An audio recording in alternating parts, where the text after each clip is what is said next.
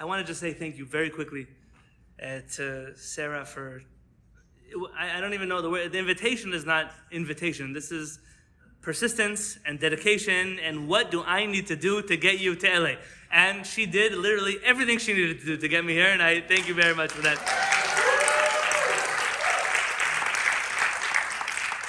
Also to someone who, though I met for the first time tonight, feels like a very old soul friendship, to Nader, who I know what he's done for this community just through the very little that I've heard about him and I've seen on YouTube and I've listened to classes. You're very lucky to have him here at Eretz, and I'm very honored to be in your presence. So, chazak v'baruch. I don't know where Rebecca went, but she's the, oh, there you are. If there are microphones and there are lights and there are chairs, and she just walked in and I said to my son, this is the lady that makes everything happen here. And so every great community needs somebody like you. Thank you. And to all the people who made tonight happen, I don't know who you all are, but it's Tizkut Mitzvot. Thank you very much. There's a beautiful lady that just walked in. That's my lovely wife, Rabbanit Devorah. And I thank her for putting up with me to bring me here tonight. It's long drives in the car from San Diego, and Yitzchak, my professional cameraman, who my brother-in-law told me when I got married. He came over and said, Yonatan, let me tell you something. Every event you are going to do in your life, something will go wrong. If you don't want to get upset, just plan that something will go wrong. And if you know that something will go wrong, then everything will be okay when it goes wrong. He said when his first daughter got married, he rented out the most beautiful wedding hall they just built in Brooklyn, in New York. It's August in New York. I just got back from a visit to New York. It's 97 degrees outside with humidity of 150%. They're in the middle of dancing, all the hora dances on the dance floor, and the brand new air conditioning blows up in the ceiling. Fire department, all of that finishes. Now they have a wedding to do. And the makeup is melting off of people's faces. And I said, do you want a discount? He said, no. I planned that my friend the Satan should come visit me tonight at the wedding. I'm happy this is the way he decided to come. We can live without an air conditioning. Yitzchak, I keep him around because he carries thousands of dollars worth of our Shiviti camera equipment, microphones, lights, not iPhone 12s. But we left them right outside of my front door today in San Diego. So, Baruch Hashem, if that's the only thing that went wrong, I'm very grateful to be here right now the way it is.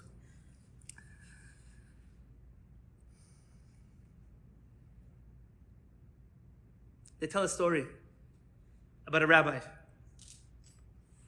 Some of you I've been learning with for a very, very long time. Please pretend to laugh even when you heard it before. They tell a story of a rabbi who used to come to the Beit Knesset, to the synagogue, every single Shabbat. And every single Shabbat, he would speak for exactly 18 minutes. Exactly. He would get up to the podium. He would speak, and you could literally set your watch to his speaking exactly 18 minutes. One Shabbat, the rabbi gets up there, and b'li ayin hara, this man speaks, and he speaks, and he speaks, and he speaks. 47 minutes later, he gets down from the podium. Everyone gives him a round of applause just for the fact that he stepped down. The president comes over and he says, listen, Rabbi, we love you very much, and you shared brilliant words of wisdom. But 47 minutes, what happened? He said, I'm a very busy man. The whole week I'm busy marrying people, britot, bar mitzvahs, bat mitzvahs. I run around the town all day and all night. I don't have time to prepare my lectures. The only time I have to prepare my sermon is from when I leave the front door of my house on Shabbat morning and I walk to the synagogue. That's exactly the amount of time that I have, and it takes 18 minutes from the front door of my house to the front door of the synagogue. That's why I speak every Shabbat for 18 minutes. He said, but this time, there was some construction in the neighborhood. There was a detour. They made me go around the block. I got lost. He said, so 47 minutes. Usually I speak in Los Angeles, but Tarzana is a little bit farther, so I reserve exactly 3 hours and 27 minutes to speak tonight. And don't lie, there are two people who come to a lecture. The ones who are wondering what time it ends, they keep checking their watch, and those who are kind enough not to check their watch. But everybody's wondering the same question. So that's my reserved slot of time.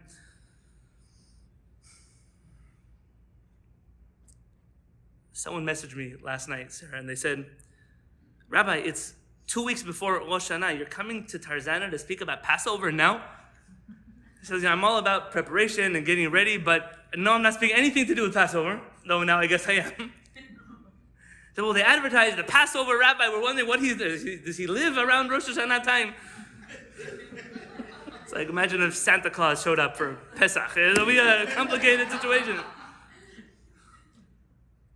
So I told him I'm not speaking about Pesach, but it's good. I want to call out that elephant in the room.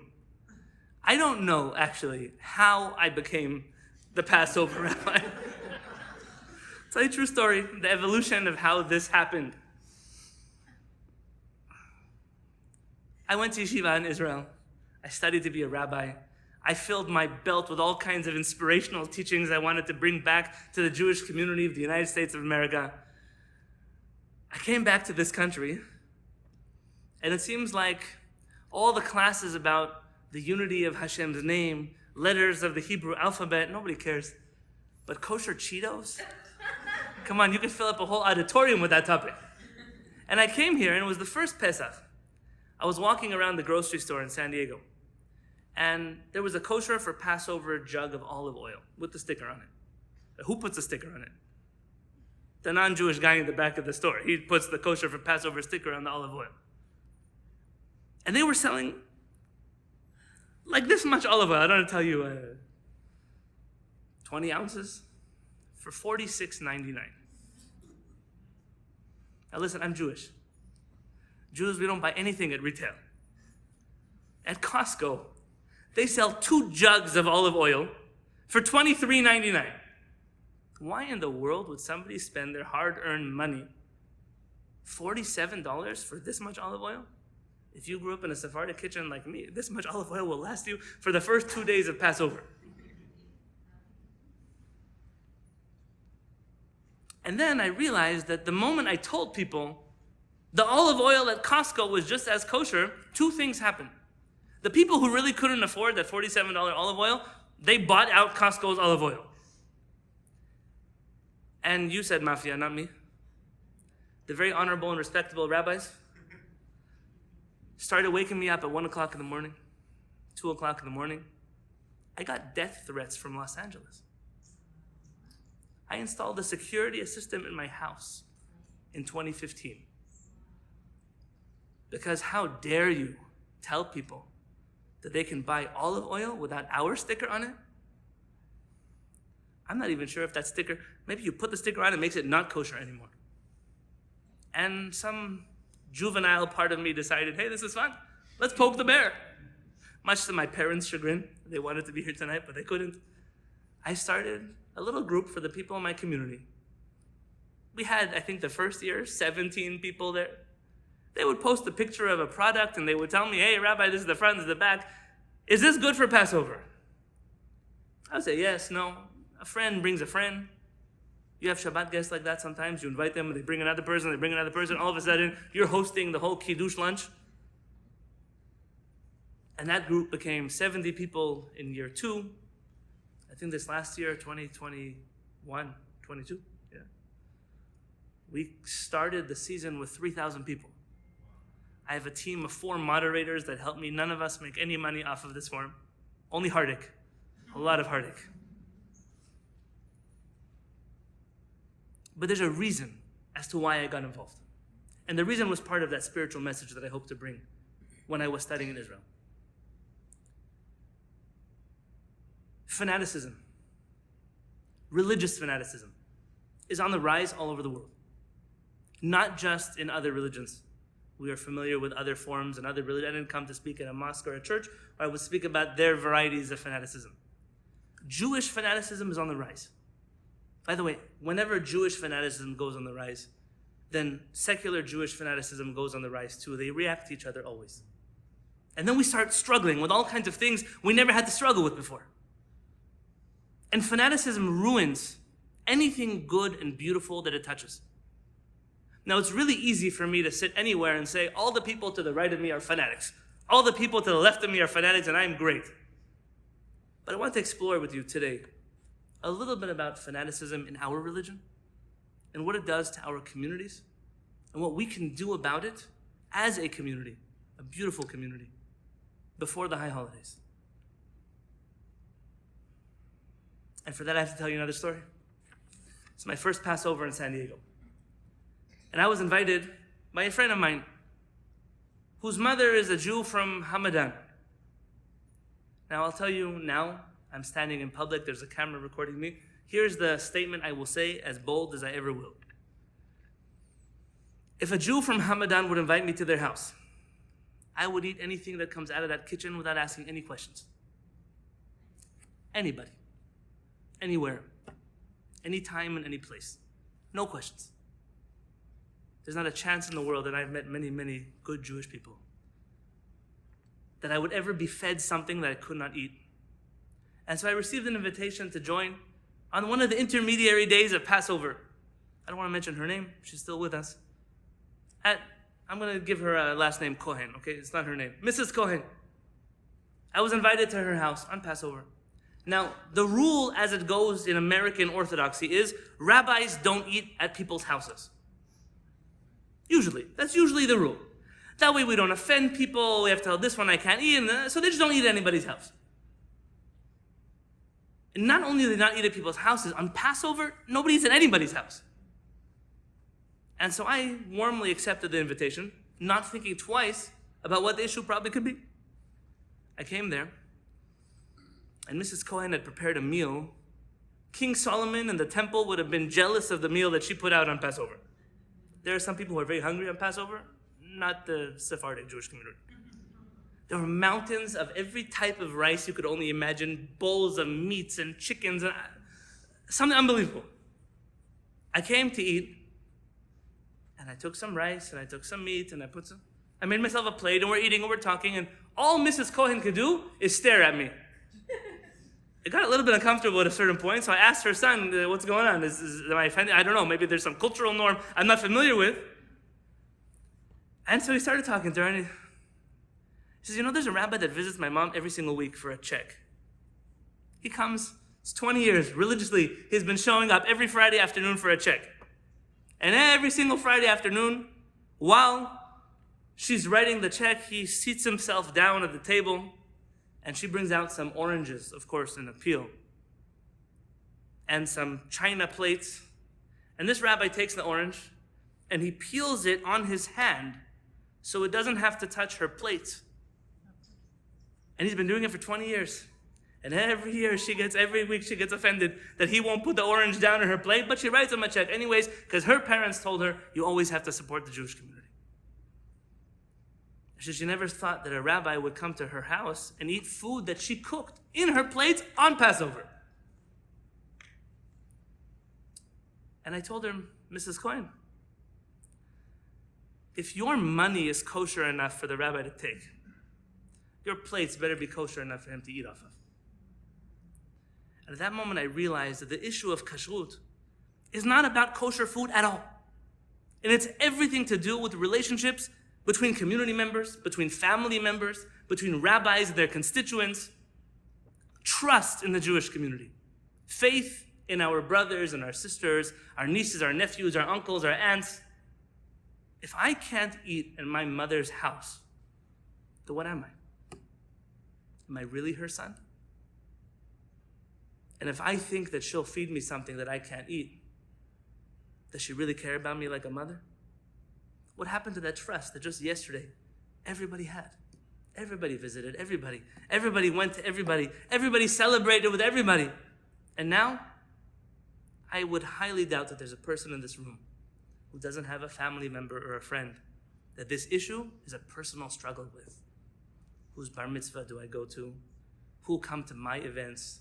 What happens if I cook something in my house and I want to bring it over for a holiday dinner? How did it get there? Where did it come from? See, this issue seems like it only touches on kashrut, but it doesn't.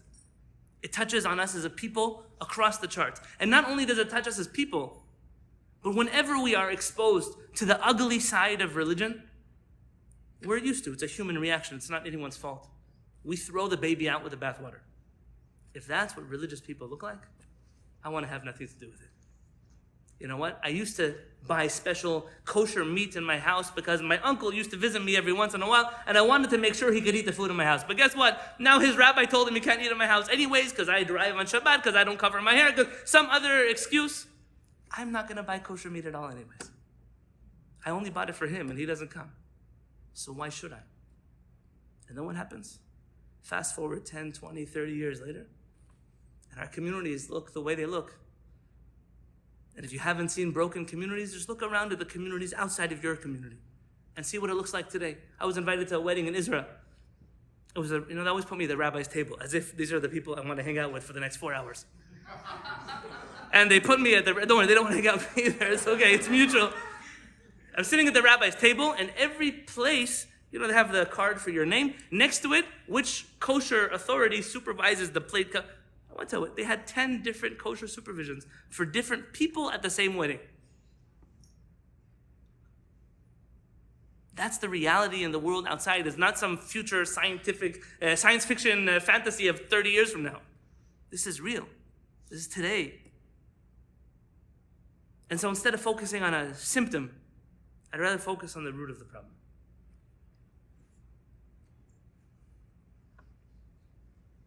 There's a Mishnah, a rabbinic teaching. Rabbi Yehoshua says, 4 people cause for the destruction of the world. One of them is a chassid shoteh, a righteous fool. A righteous fool. You could argue a crazy righteous person. The rabbis give you an example. What is a righteous fool? There's a man, he's walking by the river. He sees a lady drowning in the river. She's screaming for help. What does he say? Sorry, I can't touch you. I would love to save your life. He doesn't save her. I don't shake hands, I don't give hugs. I can't save you. And she dies. This is one of the people who is directly responsible for the destruction of the world.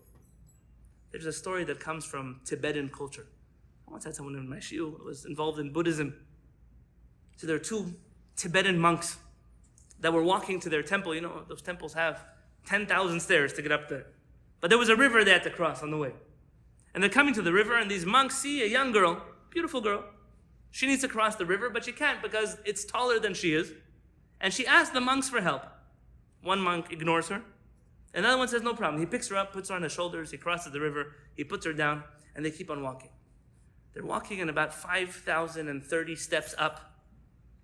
The second monk sees that his friend is so angry at him. He's not even talking to him. He says, tell him, what's wrong with you? We were friends just 5 minutes ago. What happened? He says, I can't believe that a man like you, a spiritual man, would pick up a lady, put her on your shoulders, touch her across the river. What kind of holy man are you? He said, let me tell you, my dear friend.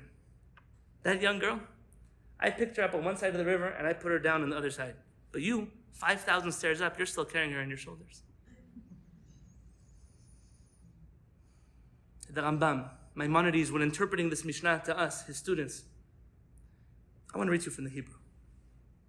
He said, what is a chassid shoteh? A righteous fool. Inyano, the idea of it, hagzama, exaggeration, bezihirut uvedikduk, exaggerated observance of mitzvot. Ad shenimas be'enei bnei adam.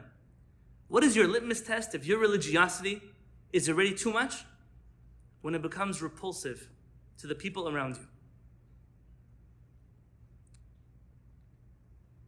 If someone were to ask me, what is my mission statement?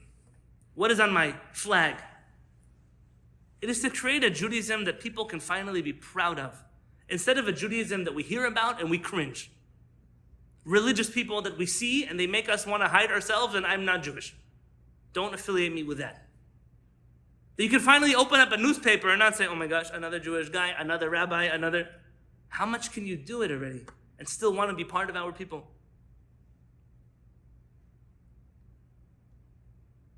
I was in Yerushalayim a number of years ago. I was there now, but a number of years ago. And I was sitting in a place called the Mamila. Have you been to the Mamila before, anybody? Yeah? So the Mamila is this beautiful shopping mall right outside of the walls of the old city of Jerusalem. It's pretty cool. You're in the most ancient site in Israel, the old city of Jerusalem. You walk right out into a brand new modern shopping mall. It's not just a clash, but it's beautiful to see the 2 cities of Yerushalayim fusing together.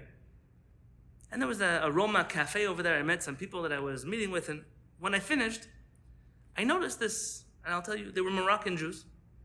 A Moroccan couple that were sitting there, middle-aged. They looked very, very depressed. They kept looking at me. At a certain point, the lady, she said, are you a rabbi? I said, yeah, actually. I said, can we talk to you? Sure, I don't know who you are, but of course, you're welcome to talk to me. They sat around the table with me, and they told me the following story. But before that story, I have to tell you another story. They say once a guy sent his kid to yeshiva in Israel, gap year program between high school and university. He went to Israel, he was spending all day long at the Western Wall, at the Kotel. Some Christian missionary finds him, gets in his head, the guy converts to Christianity. The man doesn't know what to do. He's heartbroken. His son went to yeshiva in Israel, came back a Christian. So he decides, what can I do? I'll talk to the rabbi. Maybe the rabbi has some advice. He goes to the rabbi, says, Rabbi, I need to ask you a question. I'm embarrassed to tell you, but I sent my son to yeshiva in Israel. He went there for a year. He came back a Christian. What should I do? The rabbi says, shh, close the door.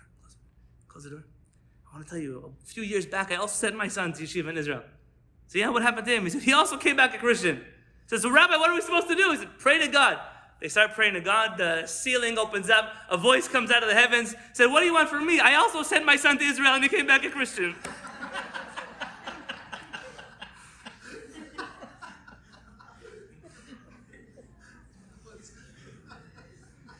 This was an Israeli couple. Lived somewhere near Haifa. And they loved Hashem. And they loved Judaism. They loved being Jewish. They just happened to not be that observant of Jewish law. But they did all the things good Jews do. They show up for the holidays. They do Kiddush in their house on Friday nights. They fast on Yom Kippurim, all those things. And one day their son decided, I want to go to Jerusalem and study Torah.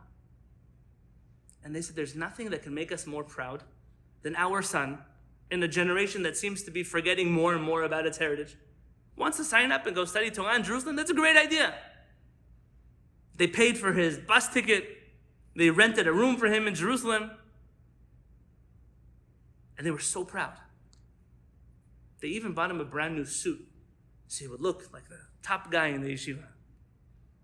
So far the story's going great. I don't understand why they're so mopey and emotional.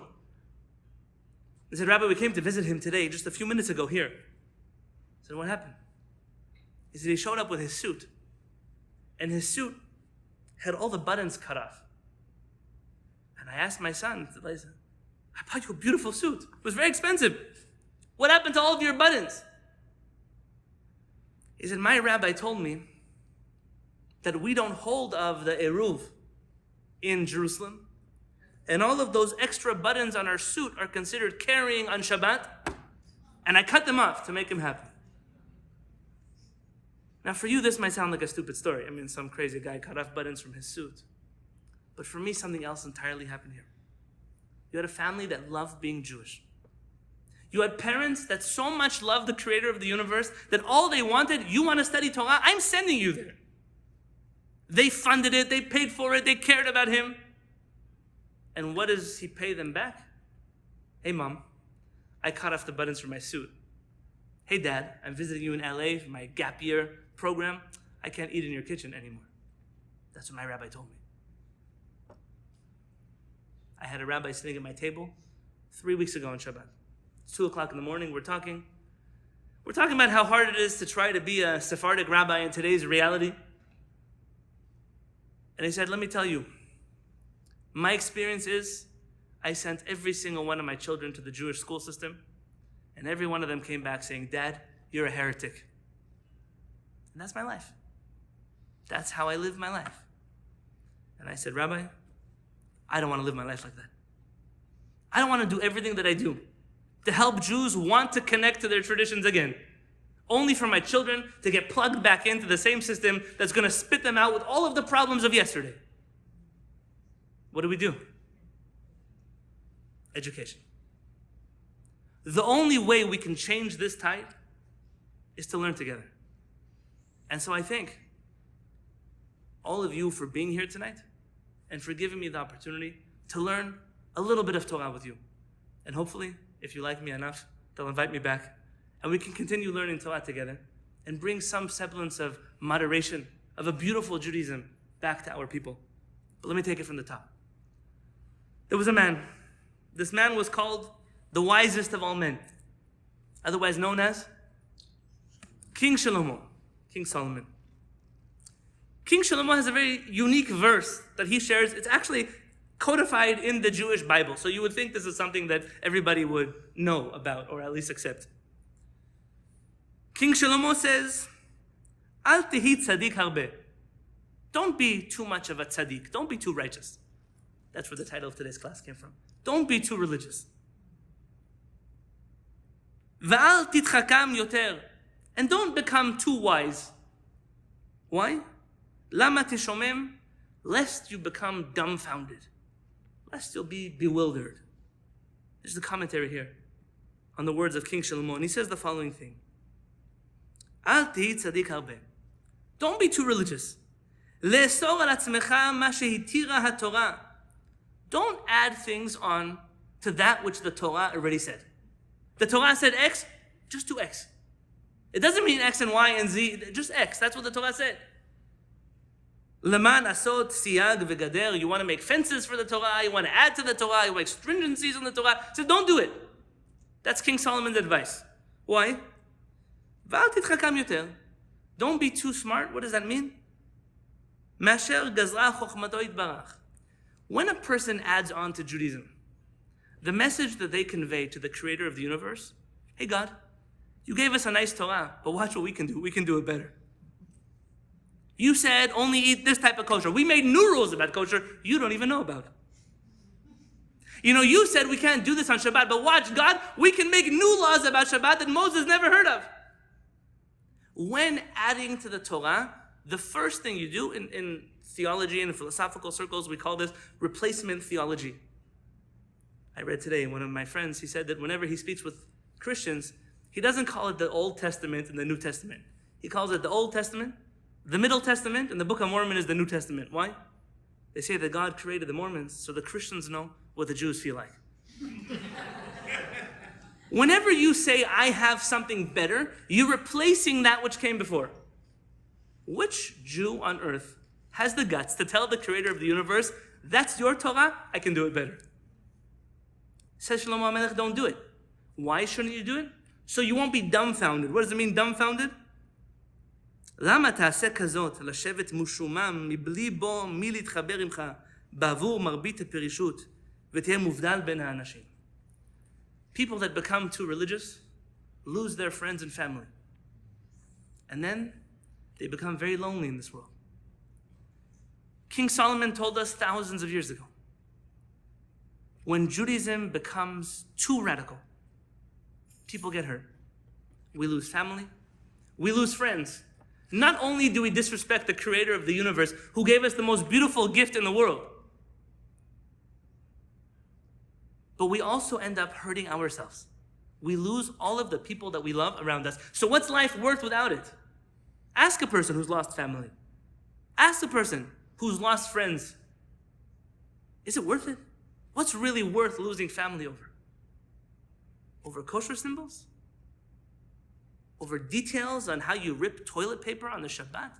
That's what you're going to lose your mother over? About whether I use glass and china for Passover with hot water or hot fire? That's what you're going to lose your aunt over? I don't want to buy that kind of kosher for you. You can lose nephews that way too. And children that way too, because our whole faith is built on trust between people. And when we start to say, I don't trust you, and I don't trust you, and you're not good enough for me, then I'm left alone. And when I'm left alone, that means you're left alone. And we're all left alone, so what kind of community can we build? And what do you do with all the heartbreak?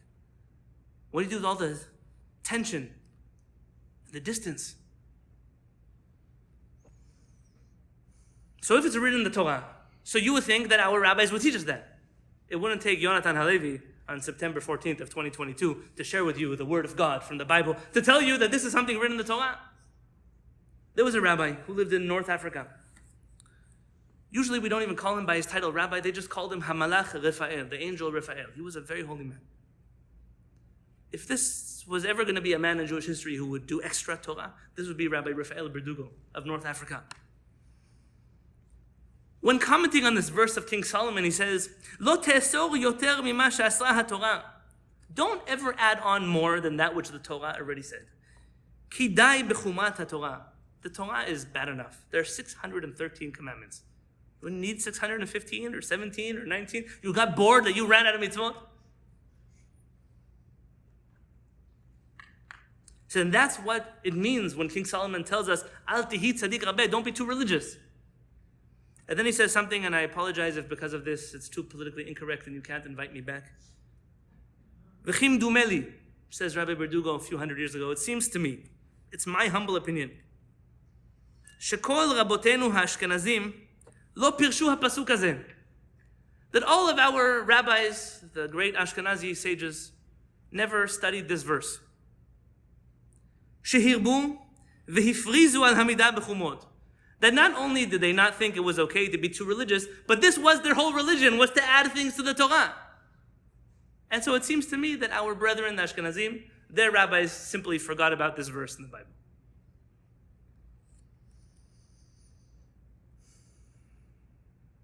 I don't ever come to divide between people. But I also was that boy. I grew up Sephardic, but I wasn't always Sephardic. Can I tell you what that means? And when I use the word Sephardic, I know in LA, this word gets supercharged. Are we really Sephardim? Are we Mizrachim? Are we Persians? Are we Iraq? All of that is part of another game that is intended to divide a community that used to be united. We're all, when I say Sephardic, I mean the pan-Sephardic community, whatever country you come from.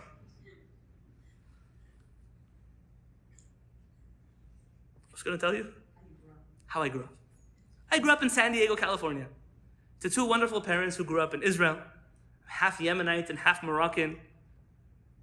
I went to the local Orthodox day school, where already then I should have known the teachers who were Jewish but were not observant of Shabbat were not allowed to turn on the ovens. They couldn't cook the food. They couldn't, because they weren't Jewish enough for that. I had no idea. I'm a San Diego kid in San Diego. My parents at a certain point saw how serious I was about Jewish education, so they sent me to yeshiva, like half the rabbis in Los Angeles, to Baltimore. I spent my time in Baltimore. I served my time in Baltimore. Don't worry, I'm no poster child for it's not like I have anything left to lose. I spent 5 years there. I vividly remember coming back, 12th grade Passover, to my mother. Now, my mother is the daughter of a rabbi, he's the son of a rabbi. I don't know how many generations back they're rabbis. I came to my mother's kitchen. It's Elul, so I'm doing selichot now. I came to her kitchen. I said, Ima, it's Pesach. I can't eat your salad. I'm sorry. Why not? Because that olive oil that you bought from Costco,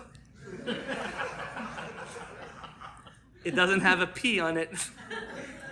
And without that P, you don't know which the French baguettes are hiding in the olive oil.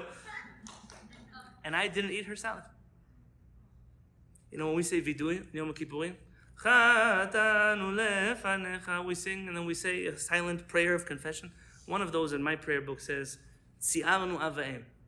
We cause suffering to our parents. And every single Yom Kippurim, don't worry, she's forgiven me a long time ago. Now she wishes that was my only problem. I think about that. I was raised in a yeshiva that taught me that part of being more religious was to come home to my mother and tell her that her salad wasn't kosher. Instead of telling me, you know one of the 10 commandments? Honor thy father and mother. Maybe that's something that I should have been taught. But I wasn't taught that way. 2008, I find myself in Jerusalem in a Sephardic yeshiva. When I say Sephardic yeshiva, it didn't look like this, guys. Sephardic yeshiva in Jerusalem. Remember Rabbi Shimon Bar Yochai lived in a cave in a mountain somewhere? That was my yeshiva. It was in a basement of a building. The dorm had water leaking in it. Some of the most brilliant rabbis I'd ever met, but the packaging, miserable. And I sat in front of my rabbi and teacher, Harav Yaakov Peretz. And a little boy comes into little kid from the neighborhood, little Hasidic kid with long peot. He comes in with a lollipop. Some American tourist was handing lollipops out in the parking lot. And I guess they don't tell kids there, don't take candies from strangers. What is he concerned about? He can't read English. He wants to know if the lollipop is kosher. So he looks for the nearest rabbi. There's a Sephardic yeshiva right there. His parents didn't yet teach him to be racist, so he decided to come to the Sephardic yeshiva, and he interrupts our lecture and says, Rabbi, is this lollipop kosher? And Rabbi Peretz says, of course it is. But Rabbi, you didn't even look at the wrapper. He says, of course, go, you can eat it. And the kid's so happy. The rabbi said, yes, he's going to go to hell for me, that's fine. He runs outside with the lollipop. And now here's a whole class of future rabbis. We're all sitting there saying, Rabbi, we're literally involved in the code of Jewish law that has to do with what happens if a drop of milk touches the chicken pot soup and the 3/4 level up. That's what we're doing right now. You just said that's kosher without even checking the label. And Rav Peretz looked at us, said, are you guys out of your mind? What do you think is that lollipop? Elephants? Pigs? Monkeys? What do they put in lollipops already? You don't even have to check the lollipop. And I almost fell out of my chair. I'll tell you why. Because little Baltimore Jewish me was told, if he says that, he's not a real rabbi. And I immediately began a search for a new rabbinical school. I have to go somewhere else. How can I study from a heretic? Hodea is looking for you. Hodea, Sweetie, come. That's one of my twins back there. Hodea.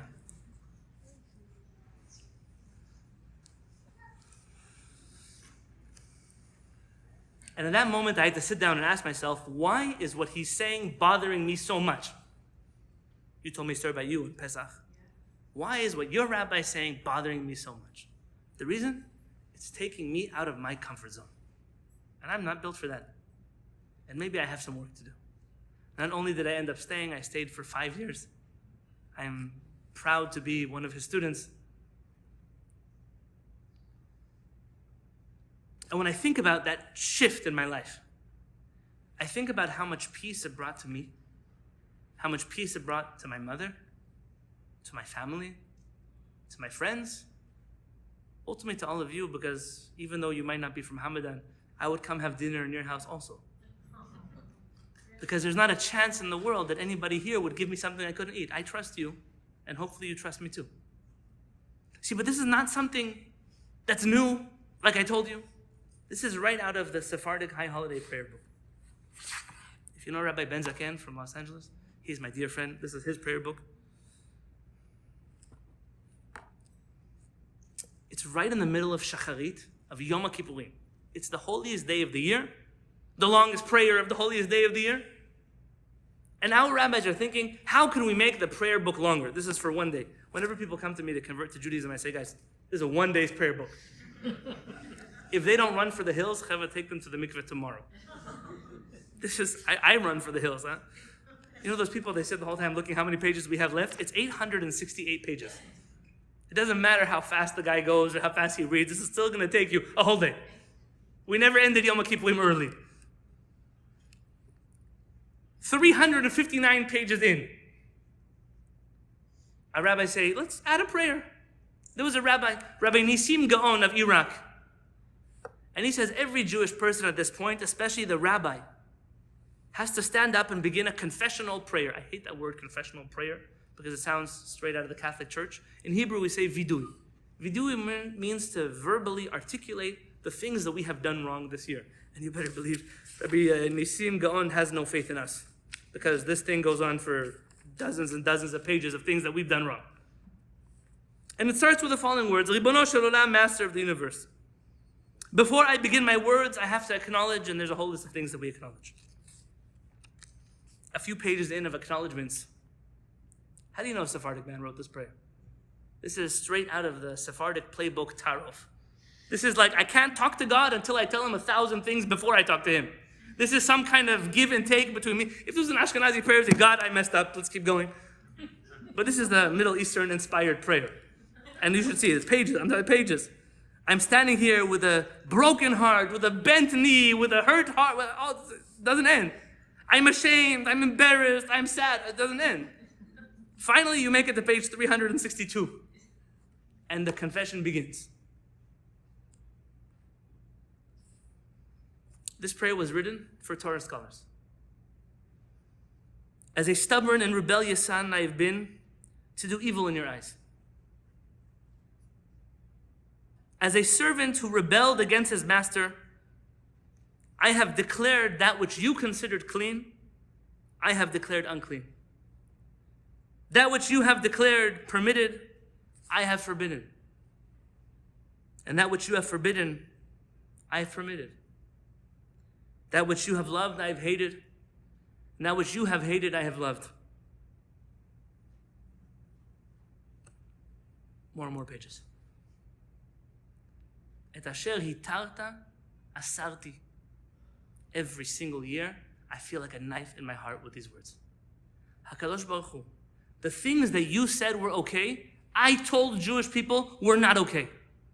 That's a confession on Yom Kippurim. Creator of the universe, you gave us laws of Kashrut, laws of Shabbat, laws of you name whatever. We have laws for everything. We even have laws about how you tie your shoes in your morning and laws about how to go to the bathroom. We have laws for everything. HaKadosh Baruch Hu, you gave me perfect laws and I tried to improve them. And by improving them, I broke them. By improving them, I showed that what you loved, I hated. You loved families sitting together at holiday tables. You loved people attending each other's events. You loved people trusting each other. You loved people not speaking poorly about each other. You loved unity among the Jewish people. And I hated it. I hated it, so I decided to create divisions in any way that I know how. And if I have to think of something that we, all of us, as a community, must be thinking about in Yom Kippurim, I can't imagine that any of you in the last 365 days sat down at your Shabbat table with a rack of pig's ribs and made kiddush with that. And I mean, maybe don't raise your hand. I once said something like that somewhere, and some guy raised his hand. Like, don't do it. I don't take confessions. I can't imagine that anybody here said, wow, it's Shabbat. Let me light a fire in the middle of my house. We'll watch it burn. But how many of us decided on the path of being more connected to God, so to speak, to become disconnected from the people that He wanted us to be connected to? How many of us destroyed our own marriages, our own relationships? There was a rabbi once who came through my town who told people, oh, your wife doesn't want to do that, so just divorce her. Like that, not like that. Why do we need you? I already have a Satan who does things like that. Divorce your wife for what? Because she doesn't do the things your rabbi does, so marry your rabbi. What do you... It's California. But how is a marriage considered so light for you that you would get rid of it for such small things? And isn't it your job to keep them together? To make them love each other? That's our job. If they want to fight, they know how to do that. That's their job.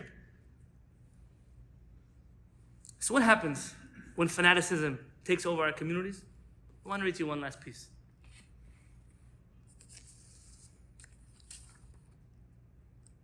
There was a rabbi who lived in Rome. His name was Rabbi Yisrael Moshe Chazan. If you ever met a Jew with the last name Chazan, likely they come from one of the branches of this family, from Egypt, from Italy, from Israel, from North Africa, many different places. Rabbi Chazan wrote a whole book intended to target religious fanaticism in the Jewish community of a few hundred years ago. So you can imagine if he was fighting it then, what it looks like today. Rabbi Yisrael Moshe Chazan said, here's what happens. You see, we have this culture. Live and let live. He doesn't want to do that on Shabbat. Good for him. Why do I have to get involved? They don't want to eat. That's kind of great. I don't have to get involved in their business. We think that we can let other people live. There's two problems with that. One is that they don't let us live. But it's not a tit for tat game. The second, see, we're all part of some big Jewish cruise ship sailing into the middle of nowhere together. Now imagine some guy says, I'm 7 flights below deck. I want a swimming pool. I don't want to walk all those stairs. I don't want to take the elevator. Guess what I'm going to do? I'm going to make my own swimming pool. He takes out his drill, starts drilling through the wall of the boat so he could have his own swimming pool. And you bang down his door. Are you crazy? What are you doing? He said, I'm making a swimming pool. But you're going to sink us all. He said, listen, it's my room. I paid for this room. I can do whatever I want in here. The answer is, when you're living in your house, you can do whatever you want inside of your house. When you're sharing this journey with me, and you're drilling holes in my boat, we're all going to die. And I am not going to die with you. I tell a story about a rabbi. Once gets on an airplane. Comes to the airplane, and they put his seat, he's 14D. The next seat next to him is a lady. He immediately tells the stewardess, I'm sorry, I can't sit here. I started mumbling. And just, sir, listen, you have to take your seat. That's the only seat on the plane. You can't argue with a flight attendant on the plane. He says, you know what? If that's the case, I'm getting off the plane. Please let me take my bags. So he takes his bags. He's walking off the plane. He's getting through first class. One businessman tags him and says, Rabbi, come here. He says, listen, I'm a Jewish guy from LA. I have a business. Let me buy you a seat in first class. Come sit next to me. That's amazing. I never met a Jew who loves Torah scholars so much. He buys him a seat. He sits next to him in first class. They take off. The rabbi says the prayer for flying, and he is sitting in the plane. They're bringing out the kosher meals. And the guy turns to his friend next to him and says, listen, I just want to know who your parents were, which community you came from. Who raised you to love Torah scholars so much that you bought me a first class ticket? He says, Rabbi, I think you misunderstood. Let me tell you how this works. I've been to enough Rosh Hashanah sermons in my life to hear the story, but the rabbi, he gets on the plane, he doesn't want to sit next to that lady, so he gets off the plane, that plane crashes somewhere over Mount Everest, everybody dies, except for the rabbi. He says, listen, Rabbi, if we're going to die, you're dying with us.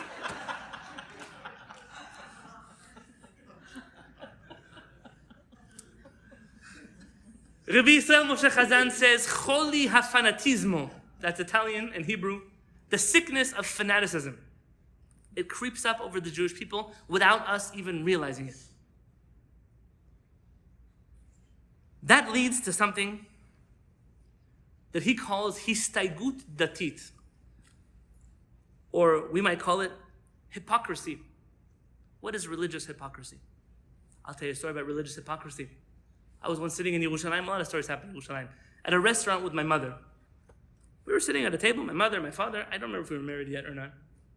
And there was a man, very religious group of people, that every time he got up religiously, he knocked the back of his chair into my mom's back.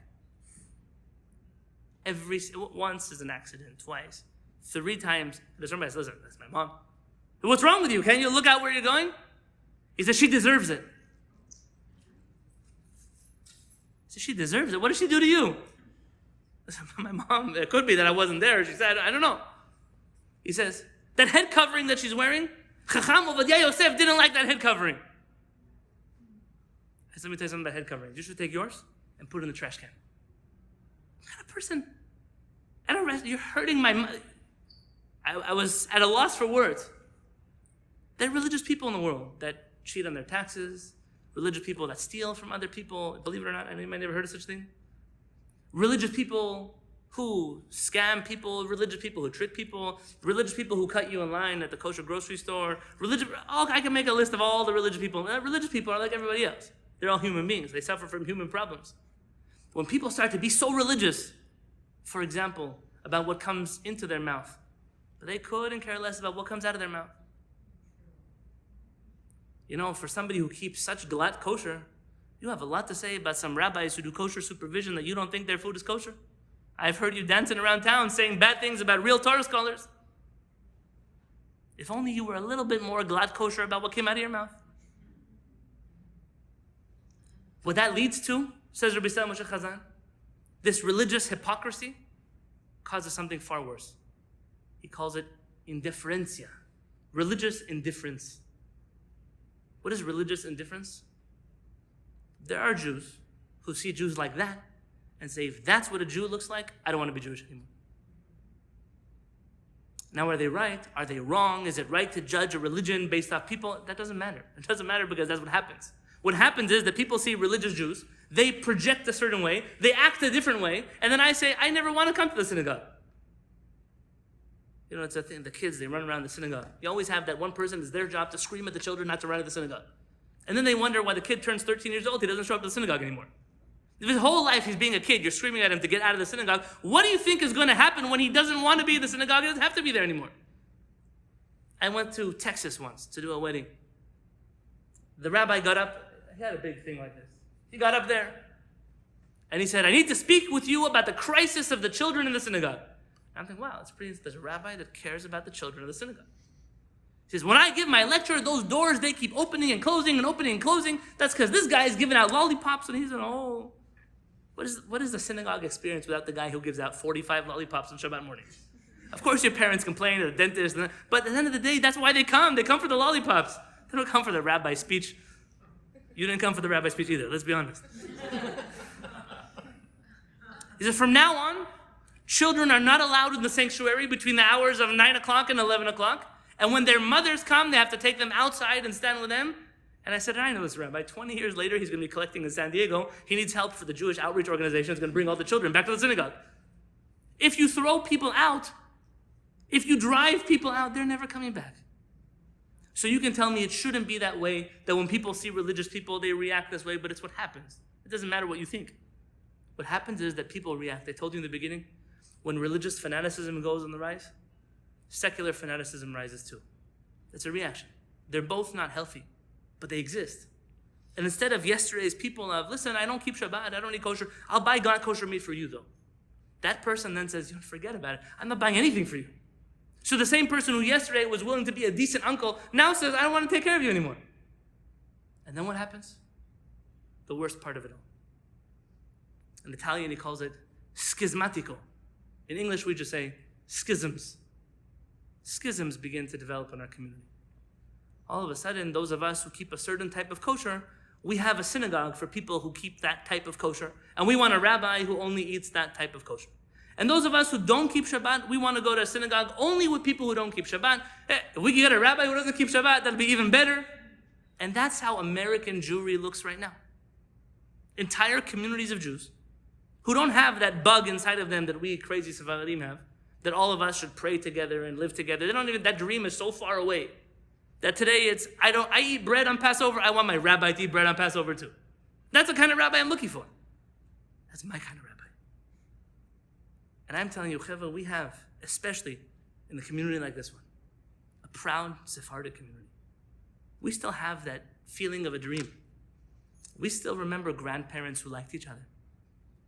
We still remember Mrs. Cohen's, who no matter how she got to the synagogue on Shabbat, that food in her house on Passover was more kosher than mine, because she only bought things with stickers on them.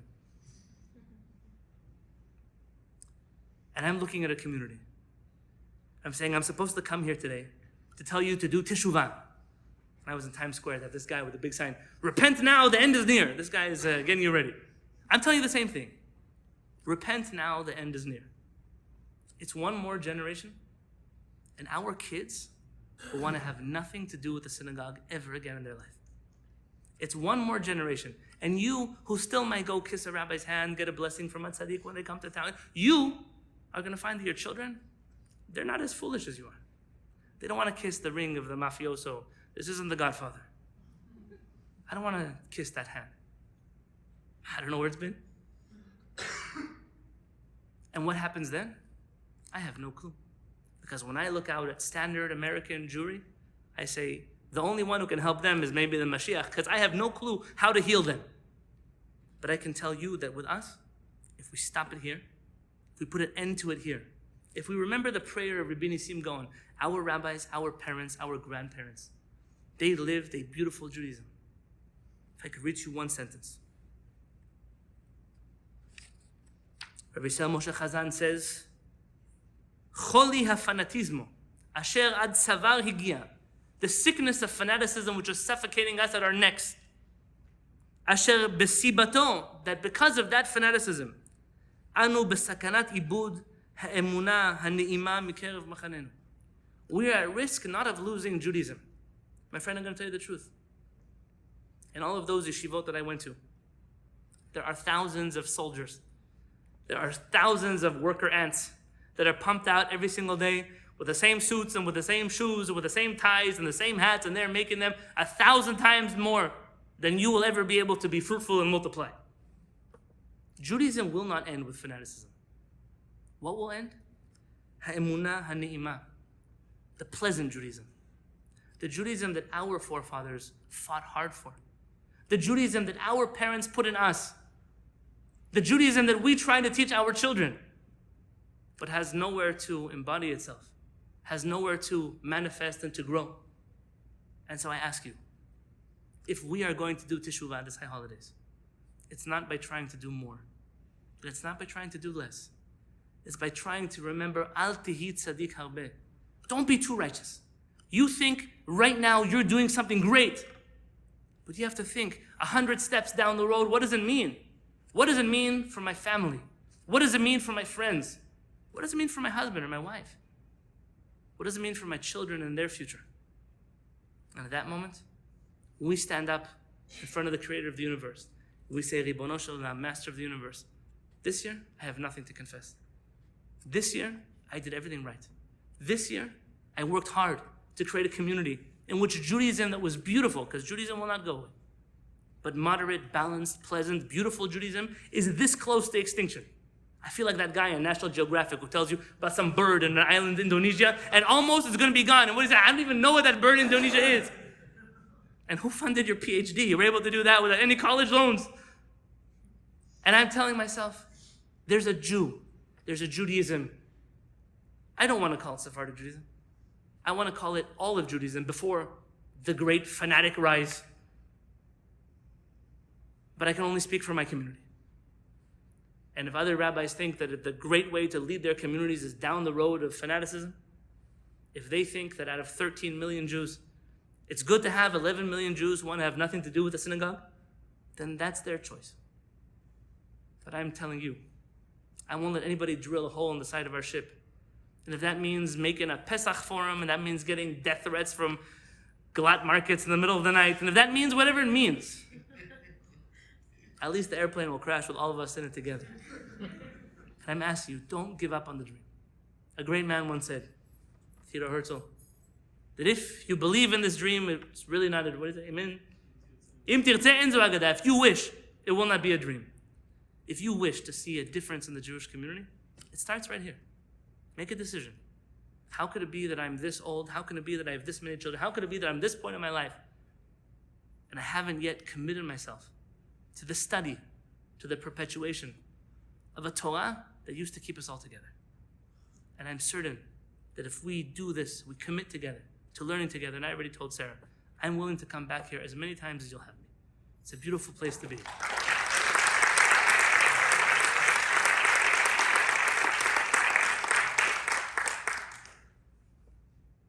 I'm willing to come back. If there are people who are committed and dedicated to learning, to growing, to creating a moderate option for Judaism in Los Angeles, a place where we can say, look, this is the synagogue that my kid is going to come to, and nobody's going to throw them out. There's a place that I'm going to bring my cake on Shabbat Kiddush for, and nobody's going to throw it in the trash. This is where they're not going to dump my wine down the drain. This is where I'm a Jew like everybody else. B'ezrat Hashem, I bless us all, that if this is our commitment, if this is something that we're willing to do, when we stand here only a few more days from now, and we sing,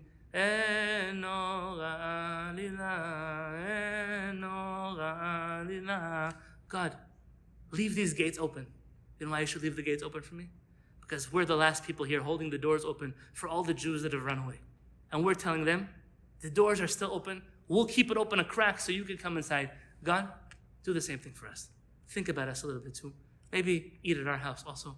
Maybe leave that crack open and let us walk into the door to a year, Shana Tova, beautiful year, as our rabbis tell us, Tichle Shana uvichotea. May this past year and all of her curses leave us. Tachel Shana uvichotea.